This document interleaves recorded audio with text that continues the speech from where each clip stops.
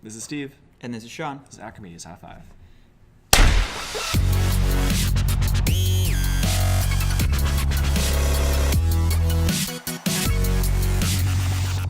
So, Steve, what are we going to talk about? We're going to be talking about automated testing. Ooh, Yes. very techy. It is a pretty techy one, and something that I found that we do not do enough ourselves. Our clients don't do enough of it. Other agencies don't do enough of it. So it's definitely a hot topic. Automated testing is like brushing your teeth. Nobody does enough of it.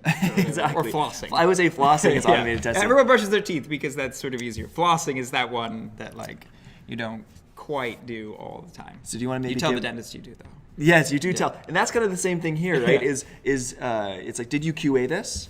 Yes. I did. Or it's like, does it have automated testing? Yes. And that's like somewhat true, but sometimes that means it has one automated test or whatever. Like and like 98%. Yeah, I was going to say, how much doesn't of have the code is automated covered by automated testing? tests. 5%, Like I 10%? flossed the morning before I went to the dentist, right?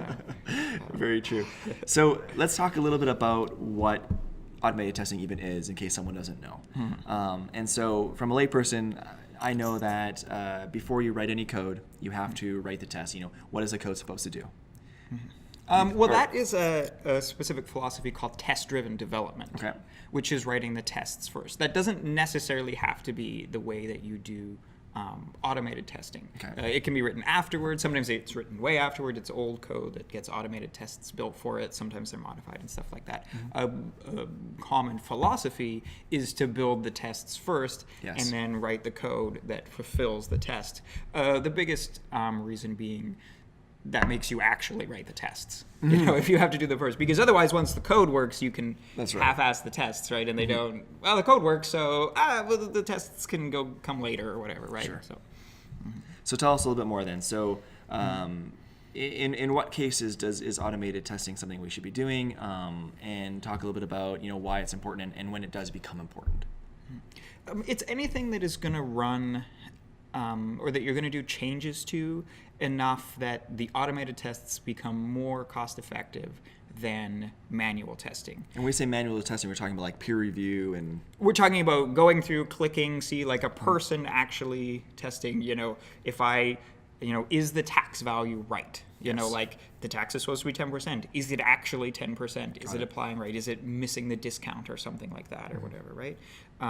Someone going through manually versus an automated test would run that and then it would check the math. It would know the value that it's supposed to be and it would say, is it $12? It's supposed to be $12. It's not $12? Error, right? But it's going to do, it can do those really rote sort of boring tests. Got it. Over and over and over again, where you're going to kind of, manual person testing it kind of glosses over and goes, oh, that's right. And it's that thing where like you can look over a spelling mistake 10 times and you never don't see it. Yeah. Yeah.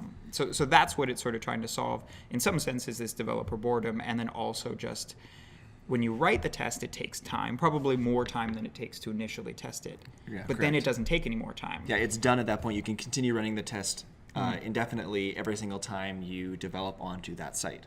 Yeah, anytime you make any change that tests run, even if you don't change anything near that code, you just run the test anyways because it catches that time when you're like, I'm sure that won't break that. But it does. And that same philosophy, if I understand correctly, can also be applied to a module, right? Something that exists in the wild that you can come with a base set of tests. Yes, and so that's very important. So lots of, for Drupal core and lots of Drupal maintainers try to be really strict on the automated tests because it's very useful in there because lots of people use the modules spread out over all kinds of different sites and lots of people contribute to them. So you have a whole bunch of different people submitting code and so you have this sort of varying quality that you need to gate. And so having a good test suite really improves your confidence. You can say, oh yeah, I'll take that code. It passes all the tests. The person who submitted that code wrote some new tests for the piece that they added. Those all pass. They look good. And then you can be a lot more confident in the code than like, oh, geez, this probably works, but I really need to spend 4 hours testing it. And it prevents you from being, too shy on doing tests and on merging a new code. And hopefully you can move faster. Well, one thing I know that has been brought up in the past for our own projects is when we go to pitch or talk about automated testing, we generally have some sort of baseline of stat to help the client understand, the time saving this is going to have. So for example, hey, we've spent, this last sprint, and every hour we spent on development, we now have, an hour of bug fixing or of, peer review. And the idea is, okay, well, let's try to cut that down because right now you're only at, 50%. Development versus QA. What is really the ratio we're trying to get at, by doing automated testing? Is there some sort of math there? There's not so much of a ratio as what it is, and there's been a number of papers and stuff written on this by various big tech companies that they say you do 10 hours of manual testing, for each release. Sure. We'll just use that as an example. But the idea is that if you do 10 hours of automated testing for each release, then for release number 2, you're doing 20 hours of testing. For release number 3, you're doing 30 hours of testing. But you're still only doing 10. You're only doing 10 each time, but now your test suite is growing huge. And then maybe at a certain point, you're not even writing new tests anymore as much, so that goes down. But it's really more that the scope of what you test just increases so much because you have sort of a finite amount of manual testing. But if instead you turn that into automated testing, it stacks each time, right? Whereas it's basically throwaway when you do manual testing. You do it and then it's gone. Yeah. That time is. The idea is if you're doing testing, let's say you're doing 4-week sprints, you're doing a sprint over a case of a month, just to make it really easy math. By the end of the year, you will have increased your testing by 12 times. Yes, which is basically not possible. Just by through manual testing, just because the time would take too long. Now you're taking say if it was 10 hours, and now we're up to 500 hours, of testing. That's weeks now. Why do you think it's such a hard explanation or hard sell then? What is the gap there that people aren't understanding? Because it's in some sense. Adding work, kind of. I don't entirely understand, right? Because it makes sort of mathematical sense, but it's kind of the flossing thing. Why don't you floss? It takes a minute, right? Yeah, it's something extra you kind of have to do but up front. But you can skimp on it, right? Like it's not immediately a catastrophe. Like it doesn't stop a launch from happening. It can cause all kinds of bugs. It can slow down your development. It's funny how this is coming back to flossing, right? Because it's like the idea that it's like you only really get the benefits if you do it all the time. Yeah, it's flossing. It's eating healthy. It's whatever. It's these things that are really good for you, and they take time to. Or it's not even that they take time to become good. It's not doing them takes time to become bad. Sure. Skipping automated testing on your first release is maybe not so bad, right? You test it quite a bit. Your code base is small. It's probably only doing a couple things. And so manual testing is very feasible. Yeah. And then as the project grows and gets bigger and more complicated, and you're adding things in more areas, your problem gets worse and worse. And now you're at a point where you're like, oh well, we're too far, right? To add automated testing, now we have to go back and add all this testing and stuff. And so you get to this sort of like, oh, whatever. But the truth is, you never really have to go back. You can just start at any point. Yeah, you can just start adding automated testing to the stuff that you're building now. It's still right? better than thinking that, oh, it's too late now. We missed our chance.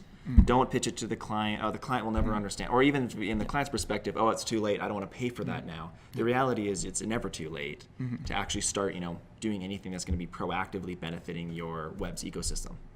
Yeah, it's sort of this kind of logical fallacy that everyone sort of gets caught in of like, oh, it's too far and we can't do it anymore.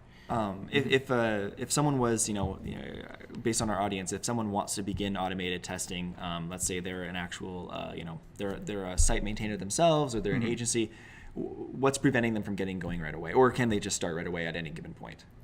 They can start right away, but usually the thing that prevents people is they're not set up to do automated testing. So they don't have like continuous integration environment. They don't have a nice testing environment to run the tests on. They've neglected it for so long that even trying to run the regular test, like the built-in tests, don't work anymore. Stuff like that. So you write your first test and then you try to run it and you have all these other problems because you've sort of let everything languish, which it really isn't that big of a deal. But you get too much work and you sort of give up, right, or whatever. So essentially, you have a setup. You have continuous integration. Do you want to do the quick little 30 seconds of that? Yeah, continuous integration basically means every time you do a change and you push it up, it attempts to integrate it in with the whole project. And so it will oftentimes deploy it to a server. It will compile the code if it needs to be. It will usually run code standards. It will run automated tests. It will do all that stuff. And so if you have that all set up to run automatically, I don't have to like run the tests and do a whole bunch of manual thing. I just make the code, I push it to my version control, and all the stuff happens, and it's going to send me back an email and say like, hey, this didn't pass. Yeah. If it didn't pass. And if it did, I don't even care. I don't think about it again. Got it. So and setting that up makes the it staging really environment, setting up, making sure we have proper continuous integration, proper production environment, etc. Yeah. Before we kind of end though the episode, is there a percentage of automated testing that people should be striving towards? Like, hey, here's something that like says you're doing okay, like 80%, 90%. Is there any type of threshold? I mean, that's a little bit variable. You kind of want to be in that sort of 95% range, although that's not entirely true. You can have parts that aren't very easily testable. And when we say percentage, we're talking about the amount of code that's covered with tests. Yeah, and that can be variable because you can cover a lot of code, but you might still be missing use cases or whatever. Like, you test a discount and you test taxes, but you don't test taxes and a discount. So technically you have full code coverage, but you're not using them in That last combination. variable. Yeah, because you're running all the code in each section, but you're not running them when It's they still work being together, said though, so. if you pass both of those and there's still something wonky, you know that it's going to be that last thing though, right? It's going to be a variable that's broken out. You have to It's test still it, helpful. right? It's just that code coverage is like a nice metric, but it's a little bit like how many lines of code is something made from. That gives sort of a rough estimate of its size and complexity, but it's only sort of rough because it can be mixed. And usually 100% is kind of impossible because you'll just have real edge bits that are means really you've hard also to get really into you're not testing. developing continuously at that point either, right? You kind of stopped in order to get 100%, right? Because it's like you have to now write almost an infinite amount of tests. Not infinite, but you know what I mean? Like you have to write. No, but I mean, such if a you write grand new scheme. stuff, they should get tests at the same time. So writing new code shouldn't be sort of ahead of your tests. They should be in parallel. It's just that there can be bits that are hard to test. We were talking a little bit about why people don't do testing as well. Is sometimes if you've kind of done a bit of a poor job architecting your code, it can be difficult to test, and to clean it up to make it nice to test, which is a good thing you should do anyways. The test is really just exposing a flaw. And that's generally when you're complaining. When I hear you go on a rant talking about technical debt and things like that, is that kind of what you're referring to? Yeah, and you're like, this is hard to test, and it's like, well, that's because it's bad. That's not because testing is bad, right? But it's sort of like it stops you from being lazy there. Which, you have to go, okay, I won't do that. I will go fix it up and clean those things up. It's a really good thing to do, but it's you have to make yourself do it as a developer. And the same thing from if you're approving a budget, you go, well, could that be cut out? And it's like, yes, but no. I mean, maintenance on your car could be cut out. You know, and then the whole thing falls apart on the highway. Yeah. That makes sense. So today's episode, what's the too long didn't read? Automated testing is like flossing. You should really do it. That's probably one of our better too long didn't reads too.